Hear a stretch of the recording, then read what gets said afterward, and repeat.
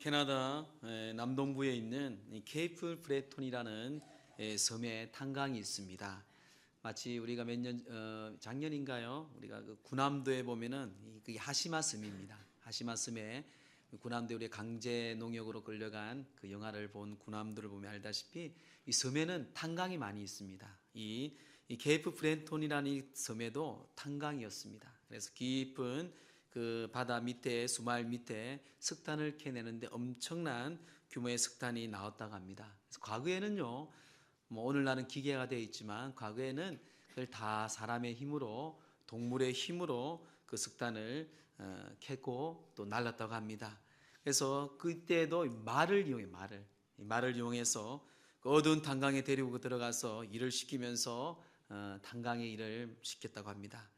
다시는 이 탄광에 말이 들어가면요 밖으로 끌고 나오지 못한다고 합니다. 왜냐하면 이 말들이 탄광 밖으로 나오는 순간 그 밝은 빛에 어두워져서 앞을 못 보기 때문에 나오면은 생활을 못합니다. 눈먼 장님이 되기 때문에 탄광 속에 한번 들어가면 늙거나 병들어 죽을 때까지 그 속에서 바다 밑 어두운 땅에서 일을 해야 한다고 합니다. 세상에 우리 인간들을 바라볼 때에 하나님 빛 대신 하나님을 보지 못하고 내 관행과 습관과 죄의 행습에 빠져 있는 우리들의 모습, 그리고 죽을 날을 기다리죠. 젊었을 때는 잘 모릅니다. 나이가 들고 병이 들고 또 가족들이 떠나고 친구들이 떠날 때에는 그 내가 살아온 내 인생의 삶에 그런 습관과 그런 행습에 의해서 우리는 죄악 가운데 종로릇하면서 살아갈 수밖에 없는 존재입니다. 하나님은요 세상을 먼저 우리를 사랑하였습니다. 사랑하셔서 자기 아들이신 예수 그리스도를 이 땅에 보내주셨고 우리에게 참 소망을 주셨습니다. 우리가 그분을 믿을 때에 그분께로 돌아올 때에 우리는요 하나님의 사랑과 하나님의 그 믿음을 경험할 수가 있습니다. 겨울에 눈이 내립니다. 겨울에 눈이 내릴 때에 이 눈이 녹는 것은요 겨울엔 절대로 녹지 않습니다. 산에는 그 겨울이 지나고 봄이 올 때 비로소 눈이 녹게 되겠죠. 우리의 삶도 마찬가지예요. 우리가 그리스도를 떠나서는요 그리스도의 사랑과 믿음으로 우리의 삶을 살아갈 수가 없습니다.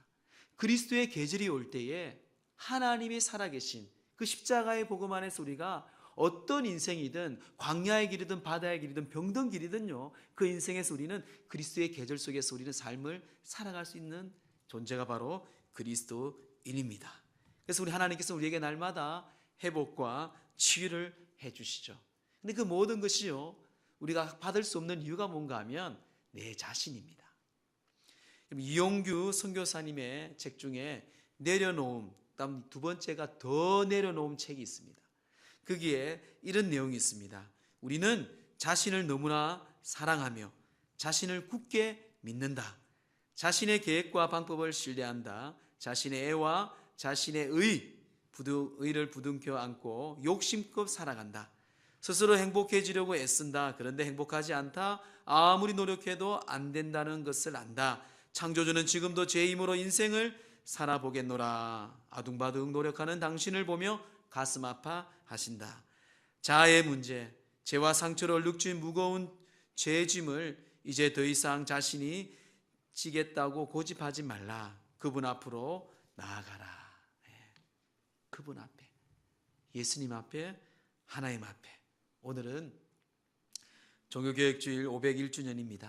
오직 믿음, 오직 은혜, 오직 성경, 다시 본질로 돌아가자고 외쳤던 34살의 젊은 마틴 루터는요 그는 하나님께로 돌아가야만이 우리가 살 길이고 진정한 믿음에 목숨을 건 하나님의 지도자였습니다. 여러분, 오늘 우리가 다시 한번 이 종교개혁주일을 통하여서 내가 하나님께 돌아가야 할 것, 돌아가려면 어떻게 돌아가야 하고 돌아갔을 때 우리에게 주신 하나님의 은혜가 뭔지 오늘 성경을 통해서 말씀을 나누고자 합니다. 이 호세아 시대에는요 하나님의 백성들이 하나님을 저버리고 우상 숭배, 세상의 습관에 욕망에 쾌락에 사무쳐 살아가는 그 시대였습니다. 아무리 외쳐도 그들은 하나님께 돌아오지 않죠. 하나님은 결국 칠 텐데 너희들이 하나님 말씀에 순복하고 돌아오지 않으면 앞으로 더 어렵고 힘든 시대가 올 것이다 라고 이 호세아가 외치고 외치고 있는 말씀입니다. 종교교회 500년 전에도 그랬고요. 오늘날도 이 교회, 한국교회, 앞으로 세계의 교회, 우리는 많은 문제를 안고 돌아가고 있습니다. 살아가고 있습니다. 우리가 오늘 말씀을 통해서 하나님 주신 귀한 하나님께 돌아가야 할 것을 우리가 다시 한번 결단하기를 바랍니다. 첫째는요, 하나님께 돌아가려면 죄를 뉘우치고 하나님께 간절히 구해야 된다고 성경은 말씀합니다. 오늘 5장 15절 말씀을 함께 합독합니다. 시작. 그들이 그 죄를 뉘우치고 내 얼굴을 구하기까지 내가 내 곳으로 돌아가리라. 그들이 고난받을 때에 나를 간절히 구하리라. 하나님께로 죄를 뉘우치고 내 얼굴을 구하기까지. 이 회개라는 말은요, 히브리어로 슈브입니다. 슈브. 이 슈브라는 말은요, 돌아서다 돌아가다 방향을 전환하다, 본래의 자리로 돌아가다는 것이, 너희들은 원래 하나님의 자녀이니까 하나님께로 돌아가는 것이 당연한 것이다. 이게 바로 이 슈브의 뜻이죠. 한문으로 보더라도 회개가 무엇입니까? 뉘우칠 회, 고칠 개입니다. 뉘우치고 돌이켜 다시는 죄를 범하지 않도록 고친다는 것이 바로 이 회개죠. 오늘 성경은요, 하나님께로 죄를 뉘우치고 하나님께로 돌아라고 우리에게 권면을 하고 있습니다. 이 죄의 문제는요, 하나님과의 관계의 문제입니다. 하나의 관계에서 가장 여러분 우선순위의 첫 번째가 죄의 담이에요. 이 죄의 담을 허무르기 위해서는 우리가 예수 그리스도 이름으로 그 보혈로 나가는 거지 않습니까? 그래서 이 문제가 해결되지 않는 한 우리는 하나님과의 관계가 회복될 수가 없습니다. 아무리 많은 돈을 들이고요, 아무리 공을 세우고 착한 일을 할지라도 하나님과의 관계는요, 이 죄의 벽을 무너뜨리지 않는 한 하나님 관계는 우리는 회복할 수가 없는 것이죠. 그래서 우리 날마다 예배의 자리, 기도의 자리, 주님께 오고 올 때는 여러분 항상 먼저 내 마음과 몸을 정결케 해야 돼요. 하나님 예배 시간마다, 올 때마다, 주님을 만날 때마다 그 거룩하신 하나님께 우리는요, 날마다 예수 그리스도의 그 보혈로 정결하게 이 자리에 나오는 것입니다. 여호와께 돌아오는 길, 회개, 슈브가 무엇입니까? 첫 번째는요, 회개는 돌아오는 첫걸음이라고 성경은 말씀합니다. 15절에 말하고 있죠. 그들이 내 죄를 뉘우치고 내 얼굴을 구하기까지 내가 내 곳으로 돌아가리라. 돌아가는 거예요. 하나님께로, 원래의 모습으로, 하나님을 섬기는 백성으로 너희가 돌아가는 것입니다. 탕자는 누가복음에 나오는 탕자 아시죠? 그 돌아온 탕자가 무엇입니까? 죄를 뉘우치고 아버지께로 돌아오듯이 우리는 죄를 뉘우쳐 하나님의 구원의 역사를 이루어지고 그 하나님께로 돌아오는 것이 바로 하나님께 회개하는 첫 단추입니다. 만약에 뉘우만 치고 하나님께 돌아오지 않으면 용서받을 수가 없습니다. 돌아가야 돼요. 그분께 돌아가야 됩니다. 또한 두 번째 회개는요, 하나님께서는 돌아오기를 기다리고 계신다고 말씀합니다. 옛날 성경 개역 한글 성경에는요, 15절 이렇게 말하고 있습니다. 내가 내 곳으로 돌아가서 저희가 그 죄를 뉘우치고 내 얼굴을 구하기까지 기다리리라. 하나님이 기다리고 계시거든요.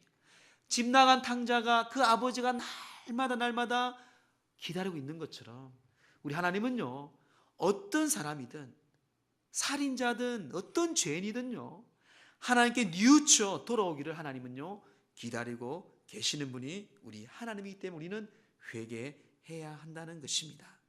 또한 세 번째는요, 고난은 돌아오게 하시는 하나님의 방침이라고 또 성경은 말씀합니다. 오늘 15절 다시 보면 그들이 고난 받을 때에 나를 간절히 구하리라. 참 사람은 그렇습니다. 제 경험도 그래요. 배부르고 근심 없고 염려 없고 등 따시면요, 하나님을 멀리하게 됩니다. 그런데 기도할 제목이 생겨요. 어려움이 생깁니다. 고난이 옵니다. 그때는 하나님을 찾게 됩니다. 사랑하는 성도님, 때로는 하나님께서는 이 고난이라는 막대기를 통해서, 물론 하나님이 그 지팡이로 우리를 인도하지만요, 그 어린 양을 인도할 때 때로는 다른 길로 갈 때에 막대기로 통해서 우리를 바른 길로 인도하십니다. 그러기에 여러분, 고난이 주어졌을 때에 낙심하거나 원망해서는 안 됩니다. 오히려 바울처럼 고난이 내게 유익이라고 말씀하니 바울처럼 그는 죽을 병에 걸렸고 그는 죽을 일도 많았지만 오히려 그것을 통해서 하나님 앞에 더 당당하게 삶을 살아갔던 바울, 또 우리 많은 신앙의 선배들을 우리는 기억해야 한다는 것입니다. 회개는요, 고난이 있지만 얼마나 큰 부흥과 은혜가 있는지 모릅니다. 1907년 평양 대부흥 운동을 우리는 기억합니다. 그때 하디 선교사가 회개의 기도를 합니다. 회개의 기도하면서 그는 하나님께 나아갈 때 많은 사람들이 눈물을 흘립니다. 또 여러분 잘 알다시피 길선주 장로가요, 그 교회의 돈을 횡령했거든요. 그 돈의 100불을 행령한 그라 얼마나 원통하면서 예배 내내 시간에 마치고도 그는 많은 사람들 앞에서 하나님 앞에서 회개하고 자복합니다. 그 불신은 온 한반도를 덮은 평양 대부흥 운동의 역사입니다. 사랑하는 성도 여러분, 피상적으로 신앙생활 하지 마세요. 이제 그 세대는요, 그 시대는 다 이미 압니다. 세상 사람들이 더 잘 알아요. 저 사람이 진짜인지 가짜인지. 가끔 저는 물어보세요. 가까운 친구들한테, 야, 나 예수 믿는 사람 같냐? 물어보세요. 때는 부끄럽겠죠. 물어보세요. 그게 우리들의 삶의 점수예요, 점수. 그래서 우리는 회개해야 돼요. 나의 모든 죄와 허물을 회개해야 됩니다. 하나님께로 돌아오는 길이고 믿음이 회복되는 것이고 하나님의 첫사랑으로 우리가 나아가는 것입니다. 사랑하는 성도 여러분, 종교개혁, 하나님께 돌아오는 길, 먼저 회개의 길로 결단하는 저와 여러분 되기를 주의 이름으로 축원합니다. 둘째는요, 하나님께 돌아가면 하나님은 우리에게 우리의 상처를 싸매어 주시고 도로 낫게 해주겠다고 오늘 성경은 말씀합니다. 우리 1절 말씀 함께 합독합니다. 시작. 오라 우리가 여호와께로 돌아가자.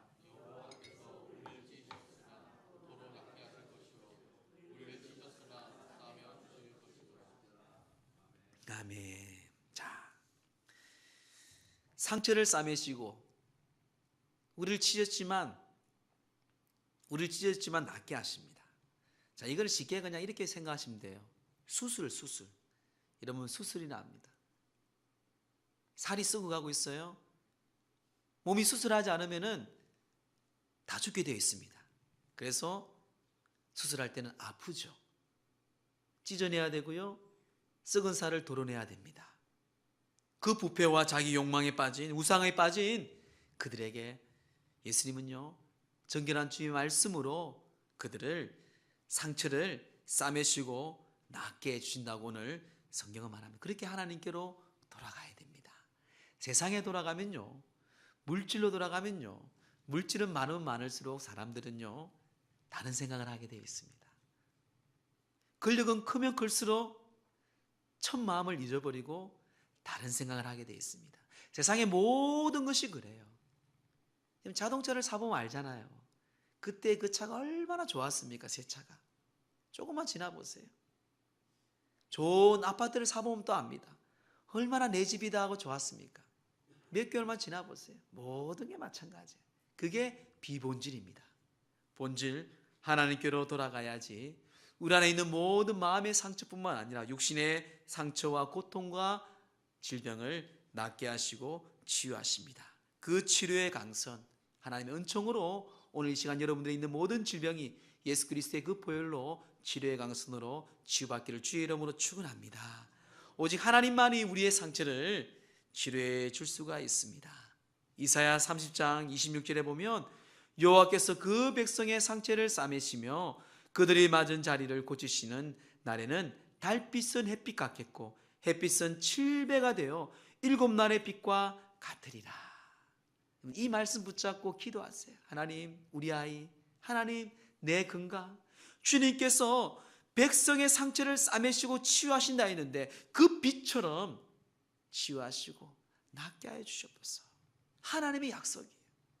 상처를 싸매신 하나님, 영혼의 상처, 마음의 상처, 육신의 상처를 싸매시고 고치시고 치료하시는 분이십니다. 시편 147편 2절 3절에도 여호와께서 상심한 자를 고치시며 저희 상처를 싸매시는도다. 상심한 자와 그의 상처와 그의 질병을 싸매시는 분이 여호와 하나님이십니다. 오늘 하나님은 여러분들을 이 치유의 자리로 초청하고 있습니다. 마음문을 여시고 우리가 하나님 앞에서 그 몸과 마음을 치유받는 이 복된 하나님의 자녀가 되기를 주의 이름으로 축원합니다. 브리센트 국제본부의 창설자인 케이아드 목사님이 계십니다. 이분은 여자분이에요. 이분은 결혼에 아픈 상처가 많은 사람입니다. 남편의 폭력에 못 견디어 그는 마침 별거 생활을 하게 됩니다. 시간을 내 남편이 합치자고 원하지만 남편은 정신분열까지 있어서 도저히 또 들어가면 또 맞고 또 들어가면 또 맞는 걸 알기 때문에 그는 합치지 않습니다. 남편이 그에게 또 요구합니다. 당신 나와 합치지 않으면 내가 자살할지도 모른다. 하지만 그는 냉정하게 거절합니다. 거들다가 남편은 결국 자살하고 맙니다.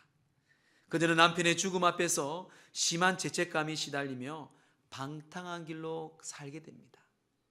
그러던 어느 날 상처를 싸매주신 예수님을 만나 변화되었어요.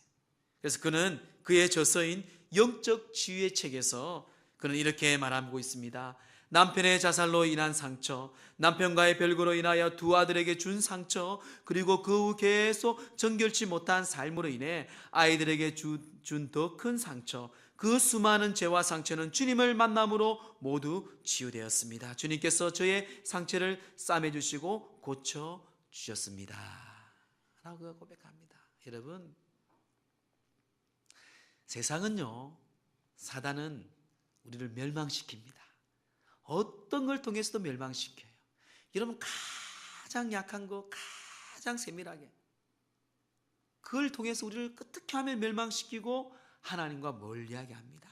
하나님은요, 어떤 죄든지 도저히 세상에서 용서할 수 없는 그 죄일지라도 하나님은 하나님께로 돌아오는 자들은 다 싸매시고 용서하시고 치유해 주십니다. 그분이 바로 예수 그리스도예요. 사람들에게 위로받으려고 하지 마세요. 또 그 사람을 찾고 그보다 더 센 사람을 찾게 되어 있습니다. 나중에 결국 하나님 한 분밖에 없어요. 지난 교회에서 참 한 젊은 여자의 상처를 제가 이야기를 들었어요. 젊었을 때 결혼을 하고 남편의 많은 외도와 폭력 때문에 아이를 둘을 낳았는데요, 너무나도 힘들었어요. 그 둘째 아이가 그리 우는 거예요. 아직 갓난아이입니다. 우울증까지 걸렸어요. 그 지하에 살면서 결국 그 둘째 아이를 자기가 베고 있는 베개로 죽였다고 합니다. 여러분, 그 상처가 얼마나 고통스러웠겠어요. 10년이 지났습니다. 첫째 아이는 잘 크고 있어요. 그리고 예수님 만나고 예수님께 치유받았어요. 그러면서 그것을 토로하는데 눈물을 흘리면서 이걸 어떻게 용서받을 수 있습니까? 하고 이야기하더라고요. 이 책을 소개해 주었습니다. 하나님은 모든 걸 치유하시고 그리스도는 우리의 시련과 고통과 아픔까지, 죄까지 우리를 치유하시고 고치시는 분이십니다. 여러분, 여호와께 돌아가야 할 이유, 우리의 상처를 싸매시고 낫게 하신 그 주님께 돌아가기를 주의 이름으로 축원합니다. 세 번째는요, 하나님께로 돌아가면 새 생명을 얻게 된다고 성경은 말씀합니다. 우리 2절 말씀 함께 합독합니다. 시작. 여호와께서 이틀 후에 우리를 살리시며 셋째 날에 우리를 일으키시리니 우리가 그의 앞에 살리라. 아멘. 예. 이틀 후에 그리고 셋째 날에 일으켜 그의 앞에 살리라. 생명입니다. 그래서 예수님께서 우리를 살리려고 십자가에 죽으셨죠. 마틴 루터는 의미 있는 말을 이렇게 하였습니다. 성경을 짜보아라. 그러면 피가 나올 것이다. 오직 구속의 사역에 출애굽부터 이해해서 예수님께서 오신 그날까지 우리에게 주신 이 성경의 사역은 구속의 사역입니다. 살리는 사역. 결국 이 온전한 사역, 양과 염소로 매년마다 그 죄를 용서하는 그 길이 아니라 이제는 단번에 우리 예수 그리스도의 그 십자가의 보혈로 우리를 살리셨다는 것이에요. 그래서 마틴 루터는요, 그 성경 안에 오직 거룩하신 보혈의 피밖에 없다고 선포하고 있습니다. 사랑하는 성도 여러분, 기억하세요. 하나님이 우리가 같이 있어서 사랑하고 십자가에 죽으신 것이 아닙니다. 우리를 사랑하기 때문에 우리가 같이 있는 사람이 된 거예요. 우리 이 중에 하나님의 사람으로 인정받을 사람이 누가 있습니까? 아무도 없어요. 저를 비롯하여서. 자격 있는 사람 아무도 없습니다. 하나님의 그 사랑 때문에 저도 이 자리에 서 있고요. 여러분 이 자리에 앉아 있고 주님의 말씀을 듣는 거예요. 우리가 하나님께 돌아가야 할 이유는 죽어버린 우리를 살리겠다는 하나님의 약속입니다. 여러분 기억하세요. 하나님 안에 있는 삶이 사는 길입니다. 이 나라 민족도 그렇고 가정도 그렇고 교회도 그렇고 여러분 인생도 마찬가지입니다. 우리는 죄에서 죽을 수밖에 없는 죄인이기 때문에 그렇습니다. 에베소서 2장 1절에 보면 너희의 허물과 죄로 죽었던 너희를 살리셨도다. 우리 존재가 그래요. 이미 우리는 허물과 죄로 죽었던 존재인데 오늘 성경의 말씀, 예언의 말씀이잖아요. 여러분 이틀 후에 우리를 살리시며 셋째 날에 우리에게 일으키신다. 예수님께서는 이틀 후에 십자가에 죽으시고 3일 만에 부활하신 그 예수 그리스도를 예언하며 선포하고 있는 말씀입니다. 그 루트는요, 그래서 오직 믿음, 오직 은혜, 오직 말씀이에요. 성경이에요. 예수 그리스도예요. 예수 그리스도. 결국 그 안에서 우리가 답이 있고 그 안에서 우리는 하나님께 인생의 행복과 믿음이 있다는 것이에요. 사랑하는 성도 여러분, 우리는 살아있는데도 왜 죽은 자같이 살고 있습니까? 우리는 하나님을 멀리하기 때문에 살지만 죽은 자같이 사는 것이에요. 물고기가 물속을 떠난 그 바닥에서 펄떡펄떡거리다가 죽는 것처럼 죽은 자같이 살지 말고 산자같이 예수 그리스도 안에 사는 저와 여러분 되기를 다시 한번 주의 이름으로 축원합니다. 마지막 네 번째는요, 하나님께로 돌아가기 위해서는 그래서 힘써 여호와를 알아야 한다고 성경 우리에게 간절히 선포합니다. 우리 3절 말씀 함께 합독합니다. 시작.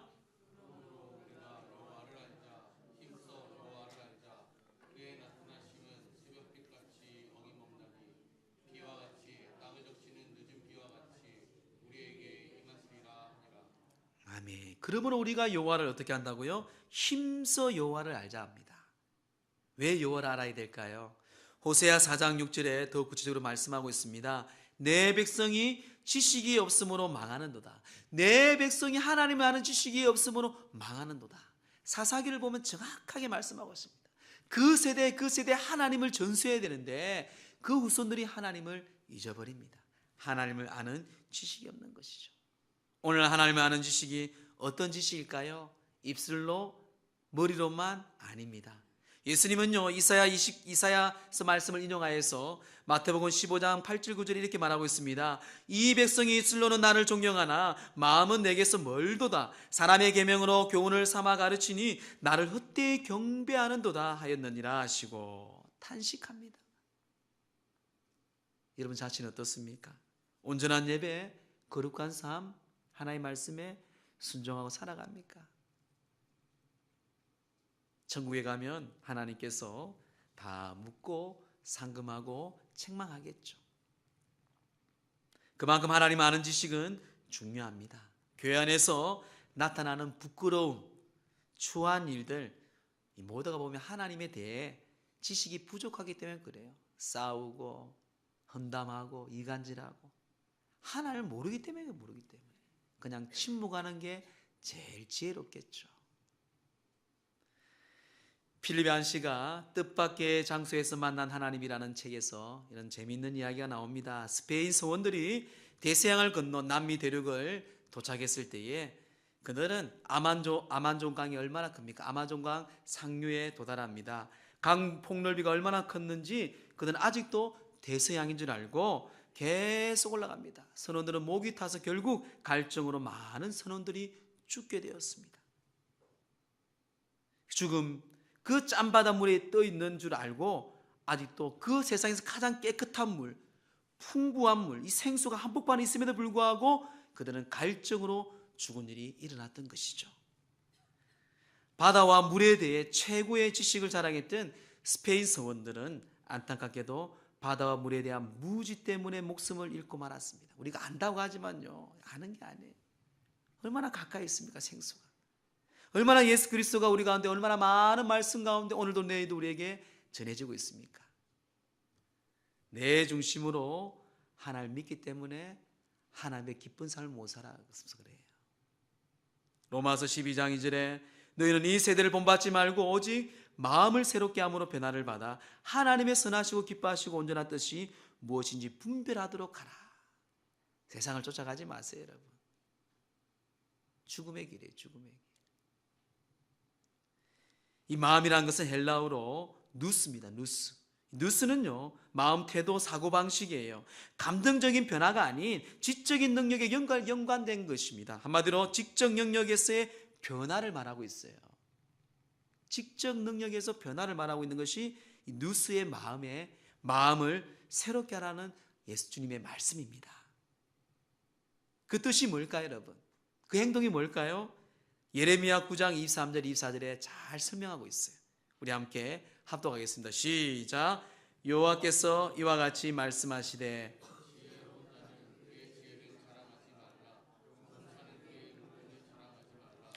부자는 그의 부함을 자랑하지 말라. 자랑하는 자는 이것으로 자랑할지니 곧 명철하여 나를 아는 것과 나 여호와는 사랑과 정의와 공의를 땅에 행하는 자인 줄 깨닫는 것이니라. 나는 이 일을 기뻐하노라. 여호와의 말씀이니라. 이 세대를 본받지 마세요. 지혜를 자랑하지 말고 용맹을 자랑하지 말고 부함을 자랑하지. 똑같죠. 수천 년 전이나 지금이나 사람은 똑같아요, 여러분. 앞으로도 마찬가지입니다. 그래서 하나님의 말씀은 영원할 수밖에 없어요. 뭘 자랑하라고 합니까? 하나님을 아는, 나를 아는 것과 나 여호와는 사랑과 정의와 공의를 땅에 행하는 줄을 깨닫는 것이라. 사랑, 공의, 정의. 하나님 아는 것은요, 내 인생의 삶에 관리하는 최고의 비결입니다. 세상의 틀에서 이제는 하나님의 틀로 돌아가라는 것이에요. 그런 사람들, 힘써 여호와를 아는 자들에게 주는 축복이 있습니다. 3절의 중반에 보면 새벽빛같이 어김없나니. 새벽빛같이, 빛으로선 예수 그리스도께서 새벽의 빛같이 우리를 인도하시고 우리를 밝혀주십니다. 또한 3절 하반절에 비와 같이 땅을 적시는 늦은 비와 같이 우리에게 임하시리라. 과실을 맺을 때는요, 비가 내려야 됩니다. 그 때를 따라 빌어주시는 주님께서 그 시기에 따라 우리에게 말씀하시고 우리에게 축복의 소낙비를 허락하신다는 말씀입니다. 말씀을 정리합니다. 중국 선교사인 허드스 테일러가 이런 말을 남겼습니다. 삶의 문제는 환경이 얼마나 어려운가가 아니다. 삶의 진정한 문제는 하나님과 당신의 관계이다. 당신이 전능하신 하나님과 얼마나 가까이 있느냐, 그것이 진정한 중요한 삶의 문제이다. 여러분, 하나님을 가까이 하세요. 하나님을 아세요. 결국 마틴 루터도 그걸 외쳤어요. 오늘날 우리 한국교회, 이 대한민국, 앞으로 우리들의 신앙도 마찬가지입니다. 그러기 위해서 우리가 주님 앞에 죄와 허물을 회개해야 되고요, 믿음으로 회복돼야 됩니다. 그리고 하나님께 나아가 우리의 상처를 고치시고 치료하신 하나님을 우리는 경험해야 됩니다. 생명의 빛으로 인도하시고 축복의 손앞으로 내려주신 그 하나님께 돌아와서 이번 한 주간 동안 하나님의 놀라운 은총과 은혜가 우리들의 삶 속에 넘치기를 간절히 주의 이름으로 축원합니다.